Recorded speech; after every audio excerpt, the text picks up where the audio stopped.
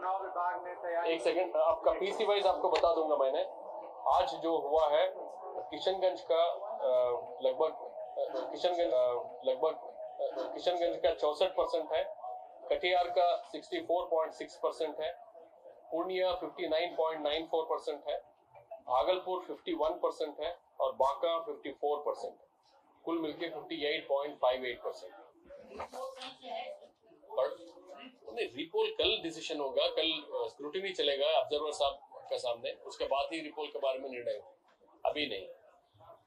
Sir, low turnout का what can be the reason? Last time we said कि heat and all this, तो इस बार आप लोग क्या, व्हाट डिड यू एनालाइज?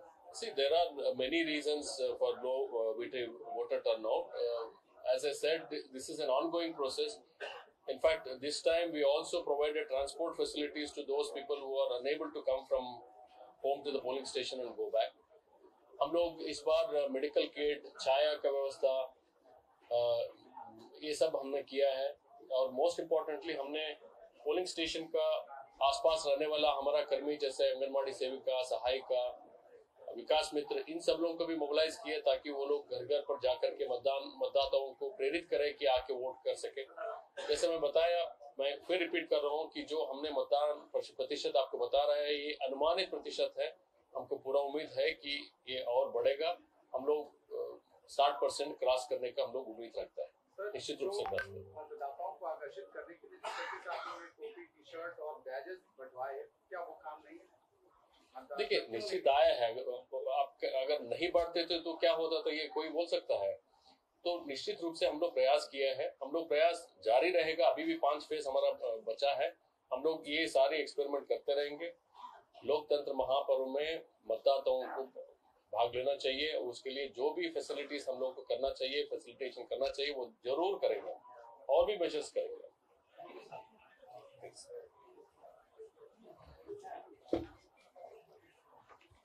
आज लाइन लगी हुई है पूर्णिया, किशनगंज, कटिहार।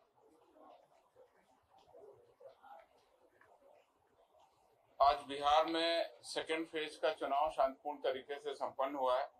जैसा आप लोगों को पता है, किशनगंज, कटिहार, पूर्णिया, भागलपुर और बांका में मतदान की कार्रवाई हुई। इन 5 लोकसभा क्षेत्रों में कुल 30 विधानसभा क्षेत्रों में आज चुनाव हुआ, जिसमें बांका जिले के 2 विधानसभा क्षेत्र कटोरिया और बेलहर में 102 मतदान केंद्र और 146 मतदान केंद्र, यानी कुल 248 मतदान केंद्रों पर 4 बजे तक मतदान हुआ। उसके अलावा सभी बूथों पर 6 बजे तक मतदान किए जाने की अधिसूचना जारी की गई थी, जो पिछली बार से अधिक संख्या में ज्यादा समय इस बार वोटरों को मिला।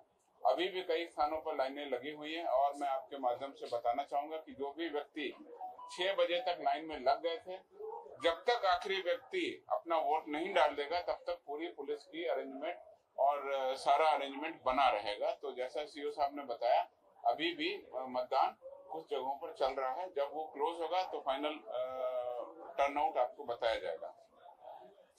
स्वच्छ और शांतिपूर्ण तरीके से मतदान कराने के लिए इस फेज में लगभग 42,000 सुरक्षाकर्मी और 18,600 गृह रक्षक बलों की तैनाती की गई।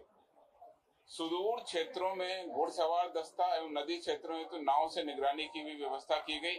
जैसा आप लोगों को पता है, भागलपुर, नौगछिया का दियरा, कटिहार का दियरा, तमाम ऐसे बहुत चुनौतीपूर्ण क्षेत्र थे, जिसमें इस बार 30 नाव और 20 अश्वारोही दल यानी माउंटेड पुलिस की हमने व्यवस्था की। साथ ही साथ बम निरोधक दस्ता, वायरलेस सेट, सैटेलाइट फोन और आवश्यकता अनुसार ड्रोन का भी उपयोग किया गया। इन सभी के पिक्चर्स और फोटो को हमने अपने सोशल मीडिया पर भी शेयर किया है, जहां पर आप देख सकते हैं। लगातार बिहार पुलिस द्वारा चुनाव की घोषणा के बाद एवं आदर्श आचार संहिता की तिथि से लगातार छापामारी, गिरफ्तारी, निरोधात्मक कार्रवाई की गई। साथ ही साथ सुरक्षा बलों द्वारा एरिया डोमिनेशन, डीमाइनिंग, रूट सैनिटाइजेशन की कार्रवाई की गई। इस द्वितीय चरण के लिए 1799 वल्नरेबल टोलों की पहचान की गई और बड़े पैमाने पर गैर जमानती वारंटों का निष्पादन किया गया। जैसा कि आप लोग समझ रहे हैं, सेकेंड फेज का चुनाव बहुत चुनौतीपूर्ण था। एक तरफ हमारे पास अंतर्राष्ट्रीय सीमा थी भारत नेपाल की, दूसरी तरफ अंतर्राज्यीय जिलों में वेस्ट बंगाल और झारखंड की बहुत बड़ी सीमा से लगा हुआ चुनाव था।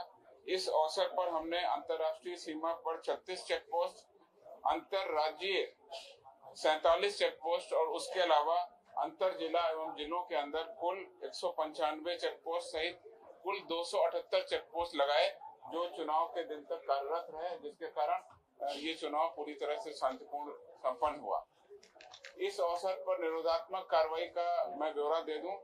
कुल 16 मार्च यानी आदर्श आचार संहिता लागू होने की तिथि से अभी तक 29,250 लोगों को बॉन्ड डाउन किया गया और 490 अपराध कर्मियों के विरुद्ध क्राइम कंट्रोल एक्ट के तहत कार्रवाई की गई। इस अवधि में फेज 2 के जिलों में 106 हथियारों की बरामदगी की गई और इसी अवसर पर लाइसेंसी हथियारों का दुरुपयोग न हो, इसके लिए 2,927 लाइसेंसी हथियारों को भी जमा करा लिया गया। बिहार पुलिस के द्वारा इस अवधि में करीब 30 लाख रुपए जब्त किए गए। अवैध शराब की बरामदगी 34,384 लीटर हुई और लगभग 21.5 किलोग्राम अवैध मादक पदार्थों को भी हमने जब्त किया। बिहार पुलिस के द्वारा कुल जब्त की गई सामग्रियों की वैल्यू 4 करोड़ 40 लाख रुपए पाई गई। इस अवसर पर आदर्श आचार संहिता के 20 मामले प्रतिवेदित हुए, सभी में यथोचित कार्रवाई की गई और आगे की जांच की कार्रवाई की जा रही है। सोशल मीडिया के माध्यम से भी लगातार निगरानी रखी गई। फेक न्यूज अफवाह फैलाने वालों पर भी यथोचित कार्रवाई की गई।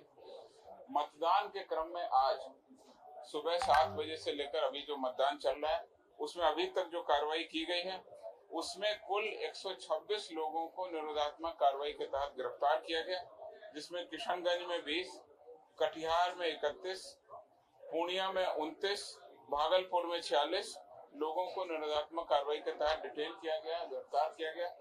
इसके अलावा पूर्णिया में एक वाहन और 1 लीटर शराब भी आज बरामद की गई। चुनाव पूरी तरह से शांतिपूर्ण संपन्न हुआ। कहीं से किसी भी अप्रिय घटना की सूचना या किसी भी झगड़े की सूचना नहीं है। Thank you. 11 जिलों में मतदान बहिष्कार हुआ है, उसके क्या होगा आगे? नहीं, ये मैंने फर्स्ट राउंड में भी ये बात बोला था, फिर रिपीट कर रहा हूँ। ऐसे नहीं होता है कि बहिष्कार करने से रिपोल होगा, नहीं होगा।